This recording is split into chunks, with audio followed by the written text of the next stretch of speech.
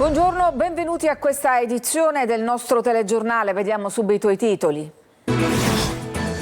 Una verità vicina ma non ancora trovata. Se n'è andato con la sua lunga barba Vincenzo Agostino, che per 35 anni si è battuto per ottenere giustizia per il figlio Nino e la moglie uccisi dalla mafia.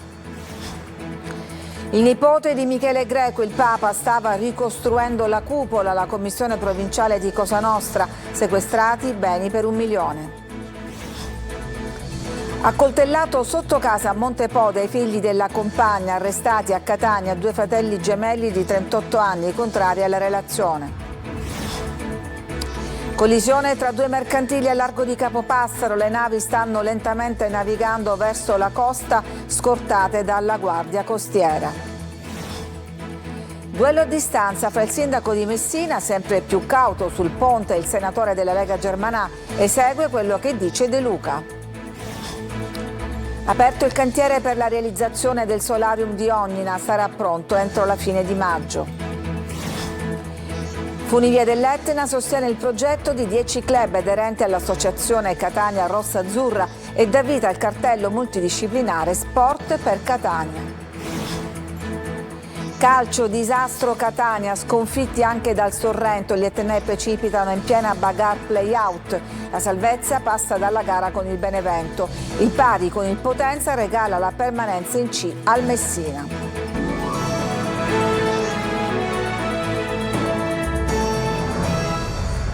Una verità vicina ma non ancora trovata. Se n'è andato così Vincenzo Agostino, che per 35 anni si è battuto per ottenere giustizia per il figlio Nino e la moglie, entrambi uccisi dalla mafia. Oggi folla alla Camera Ardente alla caserma Lungaro di Palermo. Una vita spesa alla ricerca della verità, e così dal giorno dell'omicidio di suo figlio Nino e di sua nuora Ida Castelluccio aveva promesso: non mi taglierò la barba fino a quando non saprò la verità sugli assassini e sui mandanti. Una verità che non è ancora arrivata del tutto. Vincenzo Agostino, uno dei simboli della lotta a Cosa Nostra, è morto ieri non potendo tagliare la barba, perché anche se vicina, la verità sulla morte di suo figlio non è ancora arrivata. Nel 2021 il Tribunale di Palermo aveva condannato il boss di Re Sultana, Nino Madonia, per il duplice assassinio, ma c'è un procedimento in corso per altri 2 imputati per la morte del figlio e della nuora, l'ex prefetto Antonio D'Aloisio e l'ex poliziotto Giovanni Aiello. Per loro la sentenza dovrebbe arrivare tra maggio e giugno. Oggi la Camera Ardente alla caserma Lungaro. Il mio ricordo è quello di un nonno guerriero, un nonno che non ha mai smesso di lottare fino alla fine e che ho accompagnato in tutta Italia per questo percorso di verità e giustizia e di lotta. È il minimo che un palermitano poteva fare, ecco. Specialmente chi come me, che è vittima di mafia, capisce i disagi, capisce la giustizia, capisce la legalità, capisce l'ingiustizia anche di avere subito in questi anni tante cose. Una testimonianza, una denuncia, una presenza che abbiamo tutti conosciuto, che abbiamo tutti frequentato, che abbiamo tutti rispettato per il dolore, ma anche per ciò che ha voluto attraverso la sua presenza, come dicevo un attimo fa, denunciare. Domani mattina i funerali in cattedrale. Intanto la mafia si riorganizza. A Palermo sequestrati beni per 1 milione al nipote del Papa. Il boss Michele Greco, morto nel 2008, stava ricostituendo la commissione provinciale, la cupola, che gestisce il comando sul territorio di Cosa Nostra. Adelaide Barbagallo.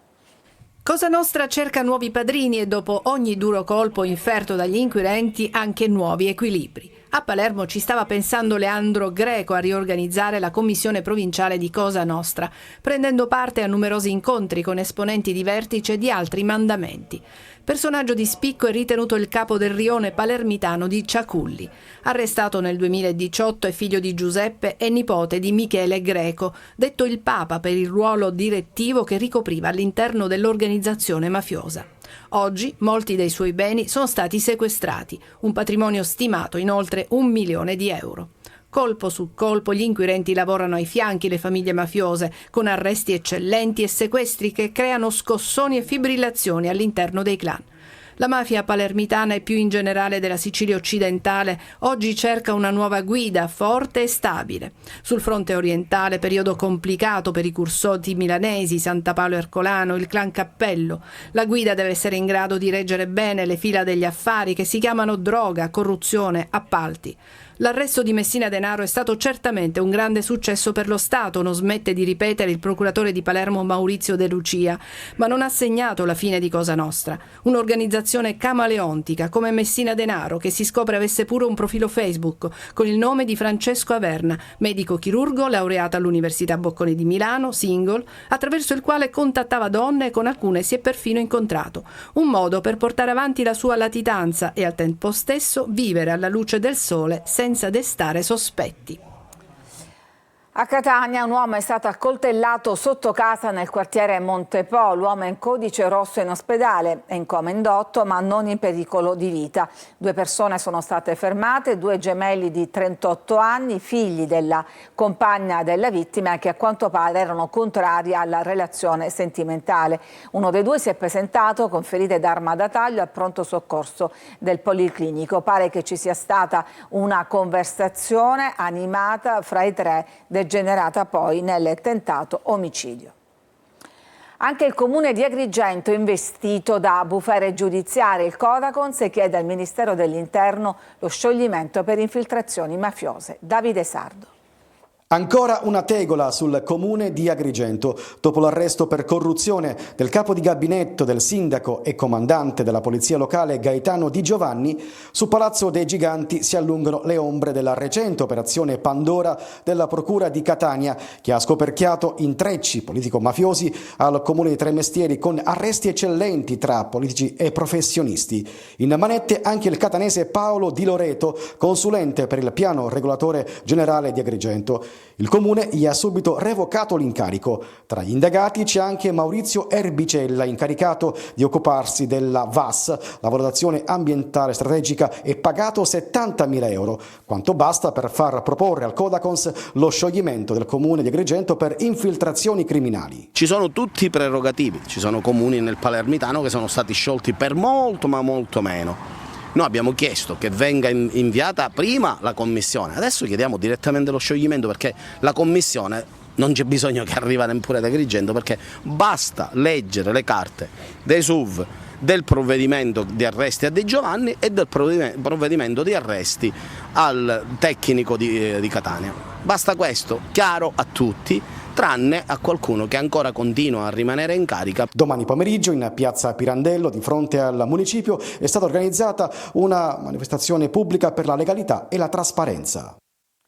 Una collisione tra 2 navi mercantili è avvenuta stamane al largo della Sicilia, a 14 miglia circa da Capo Passero. Lo scontro ha coinvolto una nave cargo liberiana e una portacontainer portoghese. Le vedete in queste immagini. Ancora da accertare le cause dell'incidente. La Guardia Costiera ha inviato sul posto navi ed aerei che stanno verificando eventuali danni ambientali. Ora le 2 navi hanno ripreso a navigare lentamente verso le coste siciliane. Si fa sempre più rovente lo scontro sul ponte tra il sindaco di Messina, che diventa sempre più cauto sull'opera, e la Lega e l'intero centrodestra dall'altra parte. Francesco Triolo. Federico Accorinti o Federico II? Ma ovviamente non è Federico II il grande, è Federico II De Luca. Da alleati ad avversari è il ponte a dividere il sindaco di Messina Federico Basile e il senatore della Lega Nino Germanà. Una volta festeggiavano insieme l'elezione di Basile, adesso non se le mandano a dire. Il nodo è la posizione di Basile sul ponte, da quando il sindaco ha detto che guarderà prima al bene della comunità, evidenziando le perplessità sulla costruzione dell'opera. Oggi, più che parlare di opere complementari o compensative, si deve parlare di opere preventive, perché è impensabile per chi ha visto il progetto immaginare quello che si è immaginato in un tempo così ristretto. La dobbiamo chiamare Federica Accorinti? No, mi dovete chiamare Federico Basile, perché sono Federico Basile e, come ho sempre fatto, non per slogan elettorali o politici, è la mia esperienza professionale che lo dice, si leggono le carte, si valutano e si comprende come l'idea del ponte, che è un'idea sicuramente importante per uno sviluppo europeo, italiano, mondiale, non può non passare dalle esigenze di una città che non ha bisogno di slogan elettorali ma di cose concrete. Lo scontro dei deluchiani con la Lega e più in generale con il centrodestra è destinato a farsi sempre più rovente con il passare delle settimane e l'avvicinarsi alle elezioni europee. La fase elettorale di Federico Basile, che doveva essere eletto dalla città, e quindi dice a gran voce, sia lui che Cateno De Luca dicono sì al ponte. Poi c'è la fase intermedia dove c'è un sindaco che è sindaco della città, quindi parliamo fino a qualche mese fa, che tiene una posizione apprezzabilissima, responsabile, quindi dice sì, va bene il ponte, ma comunque con tutto quello che serve per la città, ok, sindaco responsabile. Poi c'è la terza fase, che è quella elettorale, tirato dalla giacca dal suo leader, da Cateno De Luca, che gli dice: caro Federico, tu in questa fase, io sono candidato alle europee, devi dire che sei contrario al ponte. La Sicilia alle prese con l'emergenza idrica, mentre si cercano soluzioni e si pianificano interventi, buona parte dell'acqua si disperde a causa delle condotte fatiscenti. Emanuela Corsi. Piogge carenti se non inesistenti, ma soprattutto condotte e reti idriche fatiscenti che ogni giorno fanno perdere migliaia di metri cubi di acqua. Sono i due volti dell'emergenza idrica in Sicilia, dove mentre si discute di nuove fonti di approvvigionamento e dissalatori si fa fatica a ridurre le dispersioni di acqua. Se gli impianti di depurazione cittadini, denuncia l'Ordine dei Biologi di Sicilia, fossero stati ammodernati come previsto dalla legge nei tempi dovuti, avremmo a disposizione migliaia di metri cubi di acqua da utilizzare per l'irrigazione. Ed ancora, se i dissalatori di Gela, Trapani e Porta Empedocle, ormai con una tecnologia obsoleta e impattante, non fossero stati chiusi, migliaia di siciliani non avrebbero l'acqua razionata ogni 10 giorni. Allo stato attuale quasi 1 milione di siciliani dovranno fare i conti con un piano di razionamento che prevederà la riduzione forzata di forniture d'acqua potabile da parte di Sicilia Acque, la società che gestisce le reti idriche dell'isola, in 93 comuni nelle province di Agrigento, Caltanissetta, Enna, Messina, Palermo e Trapani, dove già nelle scorse settimane era stata razionata l'acqua potabile. Sono previste riduzioni tra il 10 e il 45%. A soffrire maggiormente per la carenza d'acqua per uso irriguo, oltre che potabile, le province di Agrigento e Caltanissetta. Nelle campagne agrigentine gli agricoltori chiedono, superato il problema dell'alga rossa, di utilizzare l'acqua del lago Arancio e salvare così la stagione. In alcuni comuni del Nisseno invece l'erogazione idrica nei serbatoi comunali avviene ogni 4 giorni e la società che gestisce il servizio valuta il ricorso alle autobotti, soprattutto per ospedali e scuole. A Catania è aperto il cantiere per la realizzazione del solarium di Ognina. L'assessore al mare assicura che sarà consegnato entro la fine di maggio. Tonino De Mana. La giornata non è delle migliori, tuttavia sono in corso le operazioni per portare il materiale che servirà per costruire il solarium di Ognina. Tornano ad essere 3 i solarium a Catania con il gradito ritorno della piattaforma di fronte al nautico. Tutti, intoppi permettendo, saranno pronti entro maggio, mentre per le spiagge libere l'apertura dovrebbe avvenire nella prima decade di giugno. L'amministrazione Trantino accelera e, come annunciato dall'assessore al mare Guzzardi in mattinata, è stato aperto il cantiere per realizzare la piattaforma di Ognina. Una gru sta scaricando tonnellate di legname e ferro che poi dovranno essere assemblati. Oggi è la giornata della terra, ma è anche la giornata del solarium. Come da cronogramma abbiamo iniziato i lavori proprio questa mattina, tempo permettendo e imprevisti permettendo siamo in linea con l'apertura per fine maggio, inizio giugno. I catanesi ritrovano un solarium atteso addirittura da 5 anni. Sì, da 5 anni atteso, finalmente i catanesi potranno rivivere quello che è il famoso solarium del nautico. Contemporaneamente verranno realizzati il solarium di Piazza Europa e la passerella per disabili a San Giovanni di Cuti. Intanto è stata avviata la prima pulizia delle spiagge libere della playa. Lo sport come traino per far crescere il territorio e sostenere le discipline sportive minori. Il brand Funivia dell'Etna abbraccia il progetto di 10 club aderenti all'associazione Catania Rossa-Azzurra. Nasce così Sport per Catania. Eva Spampinato. Non solo un sostegno finanziario, ma una visione più ampia di crescita sociale ed economica per tutto il territorio.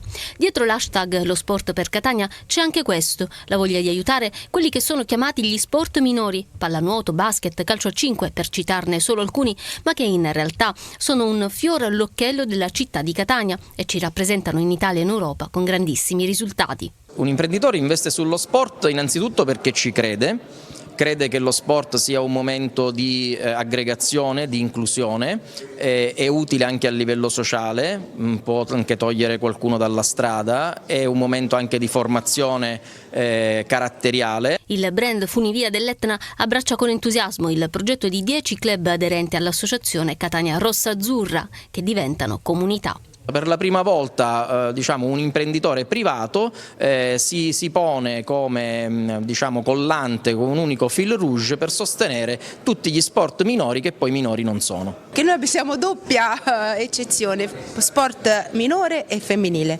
No, siamo ovviamente contenti di far parte di questo grandissimo progetto e speriamo che possa essere l'inizio di una grande idea che possa coinvolgere anche molte più persone e anche molte più società. Meta Catania, Catania Beach Soccer, Nuoto Catania, Alfa Basket, Catania Elephants, Città di Melilli Calcio a 5, Equipe Orizzonte, Polisportiva Canottieri Catania, Etna Padel e Triscelon Etna Sport saranno sponsorizzate da Funivia dell'Etna su impulso di Catania Rossa Azzurra, un'esperienza di partnership sociale applicata allo sport. Catania Rossa Azzurra è un'associazione socio-culturale sportiva ricca di ben circa 300 soci. Lo sport non è soltanto gioia per la vittoria o amarezza per la sconfitta, lo sport è anche un fenomeno sociale che può contribuire a valorizzare la città. In occasione della Partita del Cuore, evento di beneficenza in programma mercoledì mattina a Catania, allo Stadio Massimino sarà modificata la viabilità, così come accade durante le partite di campionato. Dalle 9 fino alla conclusione dell'incontro sarà possibile acquistare i biglietti direttamente al botteghino solo per la curva nord. Ci fermiamo, adesso c'è una pausa per la pubblicità, torniamo subito dopo.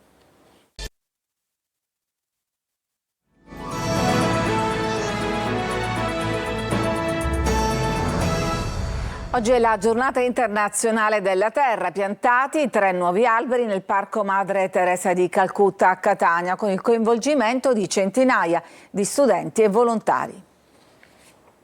I ragazzi delle scuole grandi e piccoli attorno ad un albero pronto ad essere messo a dimora nel Parco Madre Teresa di Calcutta. Anche Catania festeggia la giornata internazionale della terra e lo fa con tante iniziative programmate nelle scuole e non solo. Un albero che viene piantumato è una vita che nasce e quindi i ragazzi hanno piacere di partecipare ed è una gioia. È stato piantumato in un luogo dove ovviamente c'è l'impianto di irrigazione, quindi l'acqua verrà fornita, ma gli alberi si nutrono di buoni pensieri, si nutrono di coccole come gli uomini. Un pianeta fragile e sofferente ha bisogno di un futuro migliore che passa anche attraverso l'educazione all'ambiente. Il messaggio è un messaggio ovviamente di speranza e di cultura attraverso le associazioni che abbiamo sul territorio affinché sin da piccoli possano iniziare a svolgere la cultura del dono, la cultura della solidarietà. In occasione della giornata della terra, la NASA ha lanciato l'invito a scattare un selfie globale. Tutti coloro che vorranno partecipare all'evento dovranno solo uscire di casa e fotografarsi nel proprio angolo di mondo accanto a montagne, parchi, fiumi e laghi per poi condividere lo scatto sui social media utilizzando l'hashtag Global Selfie. La Scala dei Turchi nell'Agrigentino è stata inserita tra i 100 siti più importanti al mondo. L'Italia aveva presentato varie candidature, ma ne sono state accettate solo 2. Una riguarda appunto la celebre scogliera di Marna Bianca. Davide Sardo.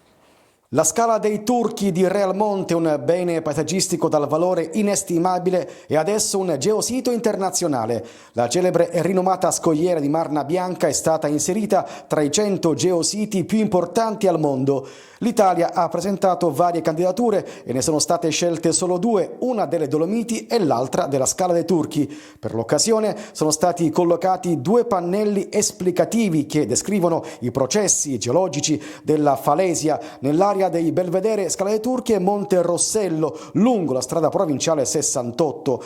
Presenti all'inaugurazione delle tavole descrittive e corredate da illustrazioni e note informative, oltre al sindaco Sabrina Lattuca, il ricercatore scientifico Antonio Caruso. La particolarità di questa successione, che ho studiato per oltre 30 anni, alla fine avrà un riscontro anche potenzialmente turistico per i turisti che arrivano e vogliono anche vedere i panorami geologici, a capire cosa significa quell'affioramento. Noi immaginiamo a dei campus universitari, a dei protocolli con le università, insomma noi immaginiamo per la Scala dei Turchi un futuro dove insieme alla tutela ci sia uno studio e ci sia un vivaio di ragazzi. Adesso il prossimo traguardo sarà comprendere la Scala dei Turchi tra i patrimoni dell'UNESCO ed è già candidata. Ci fermiamo, c'è un'altra pausa e poi torniamo per parlare fra l'altro della sconfitta per il Catania.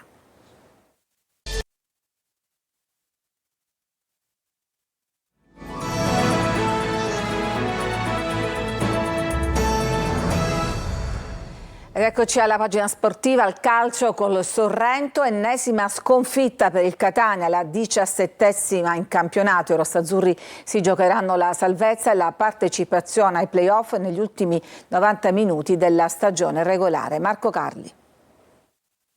Il solito Catania, è proprio il caso di dirlo, visto il cammino portato avanti nel girone di ritorno, soprattutto in trasferta. La storia si è ripetuta a potenza col Sorrento, squadra molle, senza voglia ed ennesima sconfitta, con l'aggravante questa volta perché contro c'era un avversario sereno, autore di un buon campionato. La bava alla bocca, in senso sportivo doveva averla il Catania, e invece, come detto, solito film. Zeoli schiera inizialmente una sola punta di Carmine e 2 giocatori alle sue spalle, Zammarini e Marsura. Cianci resta in panchina.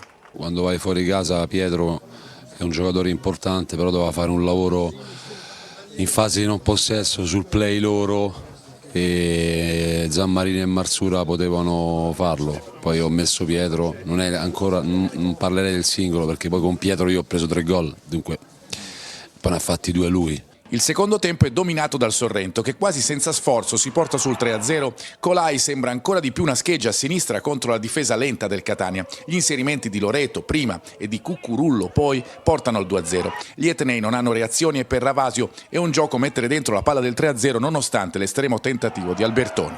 Il Catania si ridesta tardivamente nel finale. Cianci in 4 minuti mette a segno 2 gol. Nei 5 di recupero però non ci sono altre occasioni, arriva solo l'espulsione di Marsura. Adesso ci si gioca tutto col Benevento in lotta per il secondo posto. Rossazzurri ancora artefici del proprio destino. La chiosa è di Zeoli. Se non c'è stato neanche questo punto, non c'è stato quello che tutti ci aspettavamo, la situazione non è facile, non è molto delicata, molto delicata. Con il pareggio contro il Potenza invece il Messina ha ottenuto la salvezza matematica al triplice fischio festa grande al Franco Scoglio. Sergio Colosi. Ancora un messinese a segno nella partita decisiva. 2 anni fa Pepperizzo contro il Taranto, la scorsa stagione nei play-out con la Gelbison Nino Ragusa e ieri sera contro il Potenza il giovane Giuseppe Salvo. Il Messina festeggia davanti ai suoi tifosi la terza salvezza consecutiva, mentre i lucani all'ultima giornata contro la Virtus Francavilla saranno padroni del proprio destino. Primo tempo da incubo per i giallorossi. Ragusa e Plescia non ripagano la fiducia di Modica che sbaglia formazione. Potenza in vantaggio con Maddaloni che sfiora anche il raddoppio, lo segue a ruota Caturano. Padroni di casa non pervenuti nella metà campo avversaria. Nella ripresa entrano Rosafio e Giunta, benefici immediati perché l'esterno di proprietà della SPAL confeziona il 10° centro stagionale dell'ex rossoblù e Mausso. Il gol della tranquillità, anche il primo da professionista, è di Salvo, messinese di Villafranca Tirrena, servito da Giunta. Nel finale cambi decisivi anche nel Potenza. Entra Steffè che segna il definitivo 2-2. Prima della festa i tifosi della Curva Sud contestano Sciotto e la sua ennesima gestione societaria approssimativa, mascherata dall'obiettivo conquistato sul campo. Nel recupero spazio per Jacopo Fumagalli, che gioca 1 minuto con papà Ermanno ed entra nella storia del club. Ed è tutto per questa edizione, l'informazione torna alle 19. A tutti una buona giornata.